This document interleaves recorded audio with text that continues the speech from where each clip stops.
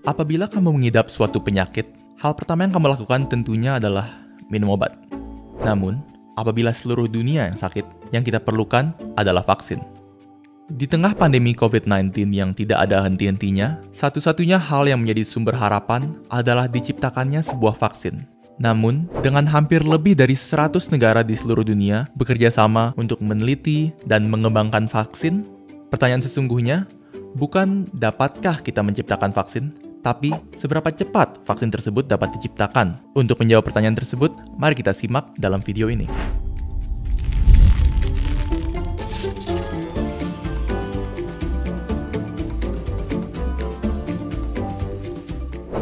Untuk dapat mengetahui kapan vaksin COVID-19 dapat diciptakan, ada pentingnya kita mengetahui proses pengembangan vaksin itu sendiri. Secara sederhana, tahapan pengembangan vaksin dapat kita bagi menjadi 3 bagian, yaitu fase penelitian, fase preklinis, dan fase uji klinis. Fase penelitian adalah fase di mana peneliti akan mencari tahu cara kerjanya virus dan bagaimana virus tersebut menyerang tubuh manusia. Pada fase ini, binatang seperti tikus dan monyet digunakan untuk mempelajari virus pada tingkat molekuler.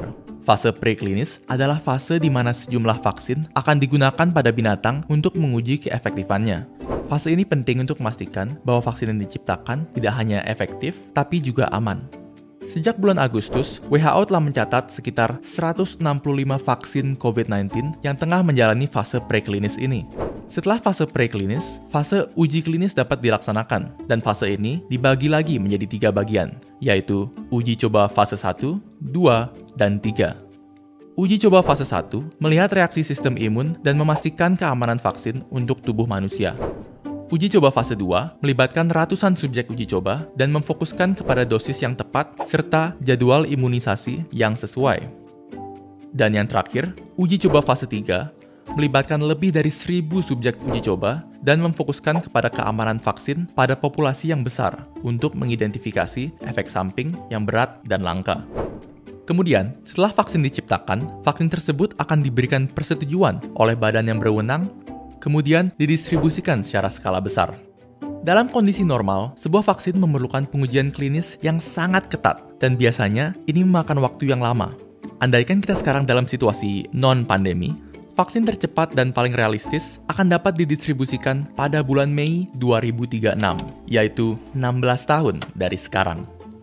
Tentunya, menjalani physical distancing selama 16 tahun berturut-turut tidak terdengar menyenangkan. Dan walaupun vaksin dapat diciptakan dalam waktu yang lebih cepat dari itu, apabila kita lihat sejarah pengembangan vaksin, waktu paling cepat untuk mengembangkan sebuah vaksin adalah 4 tahun, tetap relatif lama.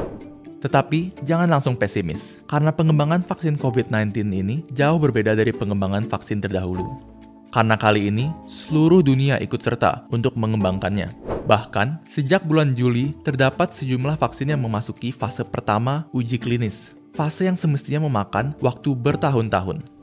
Beberapa ahli bahkan memperkirakan bahwa vaksin untuk COVID-19 akan tersedia untuk khalayak umum pada pertengahan 2021. Namun, ini semua masih perkiraan. Masih banyak hal yang kita tidak ketahui mengenai COVID-19. Dan hal terpenting dalam pengembangan vaksin adalah memastikan bahwa vaksin tersebut aman. Kesimpulannya adalah, walaupun vaksin untuk COVID-19 tidak akan hadir secara instan, berkat kerjasama dan kerja keras berbagai institusi, pakar-pakar, dan tenaga medis di seluruh dunia, pandemi ini mungkin saja akan berakhir lebih cepat dari perkiraan. Maka, apabila di masa depan kalian dapat keluar rumah tanpa khawatir, membahayakan diri sendiri atau orang lain, kalian tahu harus berterima kasih kepada siapa. Sekian untuk video kali ini. Apakah kalian berani untuk menjadi subjek tes vaksin? Atau apakah kalian ingin menunggu hingga vaksinnya benar-benar aman? Tulis pendapat kalian di kolom komentar di bawah.